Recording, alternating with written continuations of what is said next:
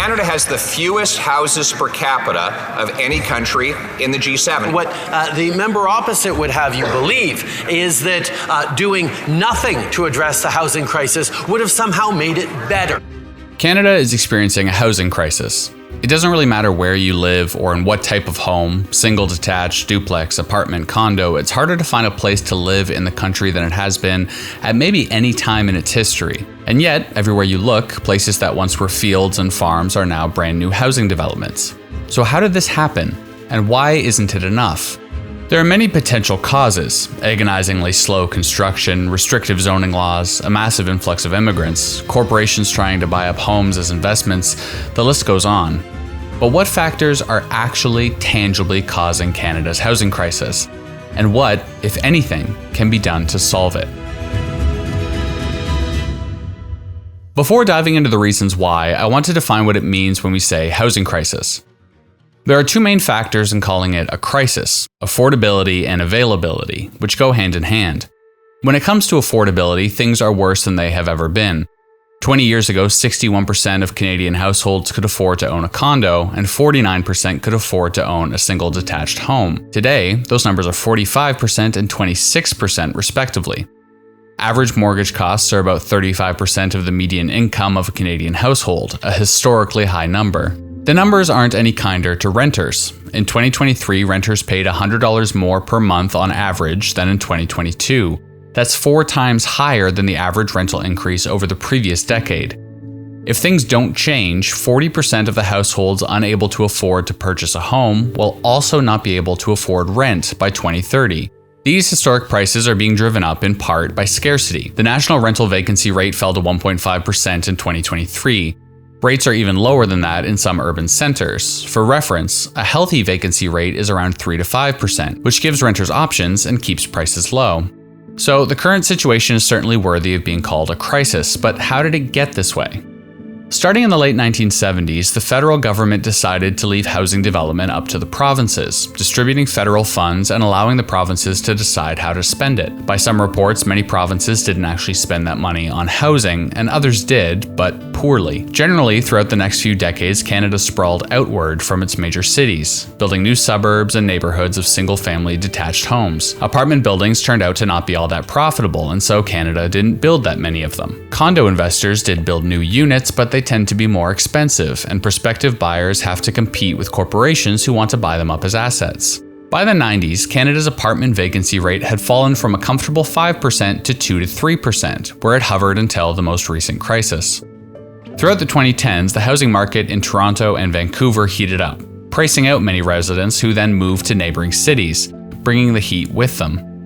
Housing prices started to rise across Ontario and BC as a result of the unexpected housing demand in smaller cities.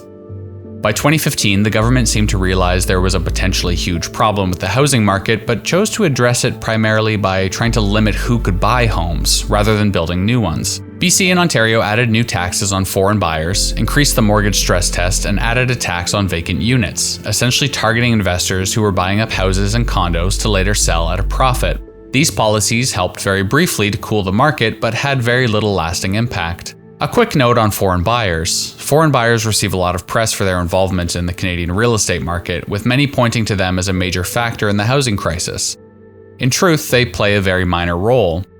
Foreign buyers owned about 2 to 3% of housing units in Canada in 2021, which is estimated to have dropped to about 1% since the government banned the foreign purchase of real estate units in 2022. And the majority of the units purchased by foreign investors are high-end residential units, which don't meaningfully affect first-time home buyers or renters, the people most affected by the housing crisis. That being said, even 2 to 3% of houses is not an insignificant number, and real estate speculation and investment has played a role in rising rental and real estate prices. But all that to say, foreign investors do not play as nefarious a role in the housing crisis as might be expected. In 2017, Justin Trudeau's government launched the National Housing Strategy that had the country put their focus on increasing supply to deal with the demand, pledging to build 160,000 new affordable housing units and repair 300,000 existing units by 2027-28. And maybe the plan would have worked, but just 2 years later, COVID-19 would shut everything down and bring about sudden and violent changes to the housing market. During the pandemic, a number of factors converged. Employees who now had the option to work from home were looking for new homes that included a home office, stimulating demand. The government provided financial support to Canadians, and the Bank of Canada drastically lowered interest rates, increasing the average Canadian household's buying power by 25%. The result was a very hot market. The stock of new homes on the market dropped 33% in 2021 after the initial rush, and houses were sold in bidding wars, driving prices up. As housing prices started to climb, new buyers rushed into the market, afraid of missing out.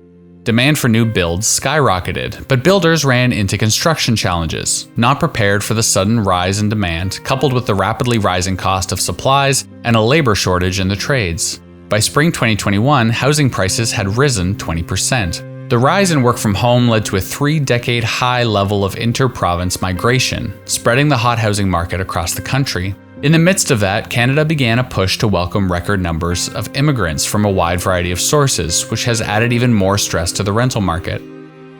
And finally, as the pandemic came to an end, central banks around the world dramatically hiked interest rates in order to combat inflation, something that drastically increased mortgage rates, pricing out a larger percentage of middle-class Canadians who then turned to the rental market, which was already experiencing extremely low vacancy rates, further increasing the cost of rent.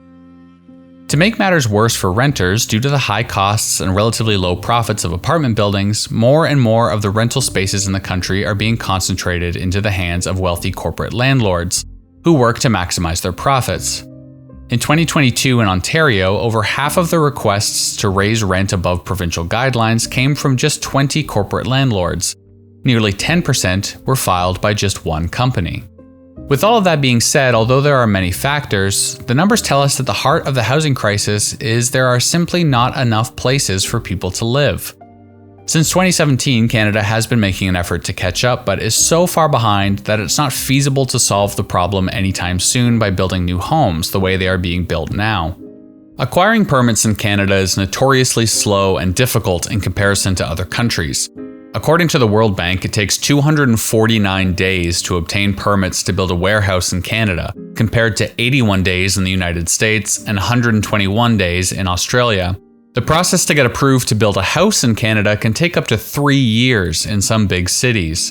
In the 1940s, Canada faced a similar housing crisis, and one of the ways they helped us solve it was by printing pre-approved housing blueprints and sending them out across the country. This meant you could entirely skip the permit process and a house could be built in just 36 hours.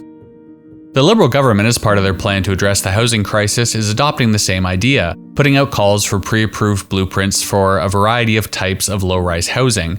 But unfortunately, the permit process is only the beginning of the red tape. One of Canada's largest issues is zoning laws. Many zoning laws prevent new developments from being built in areas zoned commercial, despite declining demand for commercial space and a desperate need for housing. A solution that would help immensely in the short term is adding additional rental spaces into single-family homes, or converting homes into several rental apartments, something that is also difficult to accomplish because of zoning restrictions. 69% of Toronto's residential land is zoned for low-density detached or semi-detached homes. Vancouver is not much different. This is what is referred to as the missing middle, higher density, low-rise housing like duplexes or triplexes that can add a lot of places for people to live without building skyscrapers. To solve the crisis, Canada has to build a wide variety of housing, and a lot of it very quickly. To do that, they'll need to lessen red tape, dramatically increase the number of skilled trade workers, incentivize and reduce the cost of new apartment buildings, including social housing, and likely develop and adopt new technologies that will make construction faster and cheaper. To their credit, the Liberal government has released a 28-page plan that outlines how they intend to do those things. Some of their commitments include a renter's bill of rights that will protect renters from bad landlords, the ability for your rental history to raise your credit score, programs to incentivize students to enter the trades, a standardized housing catalog and support for building prefabricated and modular houses, $1 billion for affordable housing, and a lot more. How much of this they can implement before inevitably being ousted by Pierre Poilievre and the Conservatives next year remains to be seen. There are a lot of good ideas in this plan, but despite that and the Liberals' best efforts since 2017, Canada is still projected to build nowhere close to the number of new homes required by 2030. How far short they fall isn't just an economics exercise. It will almost certainly result in Canadians becoming homeless or skipping meals to afford rent. As so much of Canada becomes covered in identical housing developments next to identical strip malls of the same few multinational corporations, next to a highway clogged with traffic, I wonder if this crisis will force us back into some form of collectivism that has become so unpopular in North America, as multiple generations of a family have no option but to share a home, or communities need to pool resources to combat rising rental prices, or if the Canadian government will find some way to do what they have failed to do since the 80s, build enough homes to match the growing population and ensure that there is an affordable place to live for the vast majority of Canadians. Regardless, after decades of government inaction, the problem is now far too big to be ignored.